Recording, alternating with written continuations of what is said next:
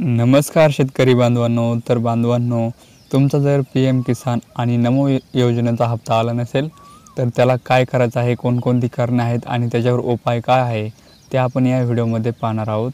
तर व्हिडिओला पूर्ण बघा आणि व्हिडिओवर जर नवीन असाल तर व्हिडिओला लाईक आणि सबस्क्राईब नक्की करा.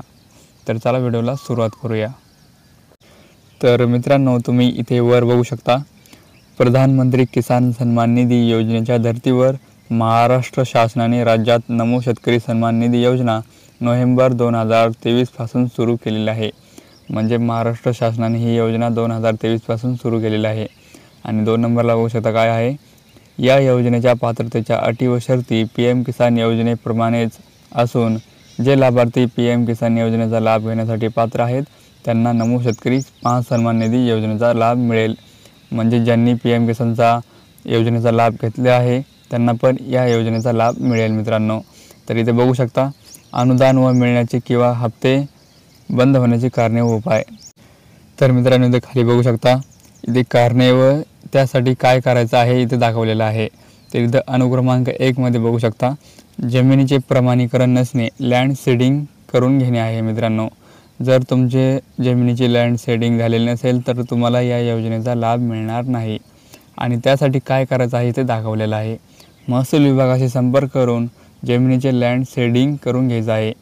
म्हणजे तुम्हाला महसूल कार्यालयामध्ये जाऊन तुमच्या जमिनीची लँड सीडिंग करायची आहे.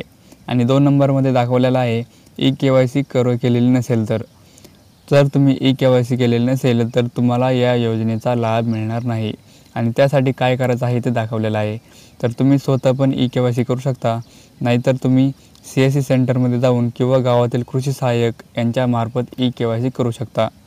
तर तुम्ही तुमच्या गावाजवळच CSC सेंटर असेल तर तिथे जाऊन पण करू शकता मित्रांनो. आणि इथे 3 नंबरला दाखवलेलं आहे, बँक खाते आधार नसणे. जर तुमचं बँक खातं आधार लिंक नसेल तर तुम्हाला या योजनेचा लाभ मिळणार नाही. तर त्यासाठी काय करायचं आहे, तर तुम्हाला बँक खाते आधार लिंक करून घ्यायचं आहे आणि नजीकच्या पोस्टात जाऊन DBT एनेबल खाते उघडायचं आहे. तर इथे 4 नंबरला तुम्ही बघू शकता, बँक खाते DBT एनेबल नसणे. म्हणजे तुमचे जर बँक खाते DBT एनेबल नसेल तर तुम्हाला या योजनेचा लाभ मिळणार नाही. तर तुम्हाला करायचं काय आहे, तर बँक खाते आधार लिंक करून घ्यायचं आहे आणि किंवा नजीकच्या पोस्टात DBT एनेबल करून घ्यायचं आहे. तर ठीक आहे. तर 5 नंबरला काय आहे बघा, आधार लिंक व बँक खाते बंद असणे. तर मित्रांनो, जर तुमचं आधार लिंक बँक खातं बंद असेल तर तुम्हाला या योजनेचा लाभ मिळू शकत नाही. तर यासाठी काय करायचं आहे, बँक खाते सुरू करून घ्यायचं आहे. तुम्हाला जवळच्या बँकेत जाऊन तुमचं बँक खातं सुरू करून घ्यायचं आहे. तर 6 नंबरला काय आहे बघा, बँक खात्यास दुसऱ्या कोणाचे आधार लिंक असणे. म्हणजे तुमचं बँक खातं जर तुमच्या संबंधित व्यक्तीच्या आधार लिंक असेल तर तुम्हाला या योजनेचा लाभ मिळू शकत नाही.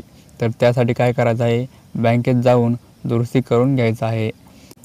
तर 7वं काय आहे बघा, नोंदणीनंतर आधारमध्ये दुरुस्ती करून घेणे. म्हणजे तुमची नोंदणी झाल्यानंतर आधारमध्ये दुरुस्ती करायची आहे. तर यासाठी काय करायचं आहे, तर तुम्ही स्वतः पण करू शकता किंवा CSC सेंटरमध्ये जाऊन पण करू शकता किंवा कोणत्याही आधार पोर्टलमार्फत करू शकता.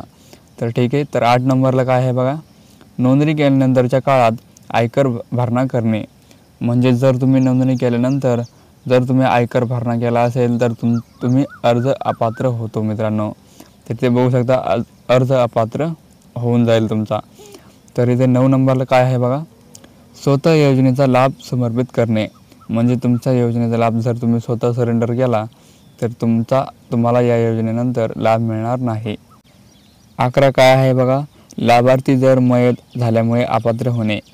तुमचा जर जो कोणी लाभार्थी आहे जर तो मयत झाला असेल तर तुम्हाला या योजनेचा लाभ परत मिळणार नाही आणि अर्ज अपात्र होतो. तर 12 नंबरला काय आहे बघा, नोंदणीनंतर जमिनीची विक्री केल्याने भूमिहीन होणे. म्हणजे जर तुमची जमीन जर विकली असेल तर तुम्हाला या योजनेचा लाभ मिळणार नाही. आणि 13 नंबरला काय आहे बघा, बँकेकडून व्यवहार ट्रान्झॅक्शन फेलियर नाकारणे. जर तुमचं बँकेकडून व्यवहार जर नाकारला असेल तर तरी पण तुम्हाला काय करायचं आहे, तर तुम्हाला बँकेत जाऊन चौकशी करून त्रुटी पूर्ण करून घ्यायची आहे. काय काय त्रुटी आहे ते तुम्हाला बघायचं आहे आणि तुम्हाला कागदपत्रे अपलोड करायचे आहेत. तर मित्रांनो, तुम्हाला व्हिडिओ कसा वाटला कमेंटमध्ये नक्की सांगा आणि व्हिडिओवर जर नवीन असाल तर व्हिडिओला लाईक आणि सबस्क्राईब नक्की करा। जर तुम्हाला कोणत्याही योजनेची सगळ्यात अगोदर माहिती पाहिजे असेल तर व्हिडिओच्या बेल आयकॉनला नक्की दाबा। धन्यवाद मित्रांनो।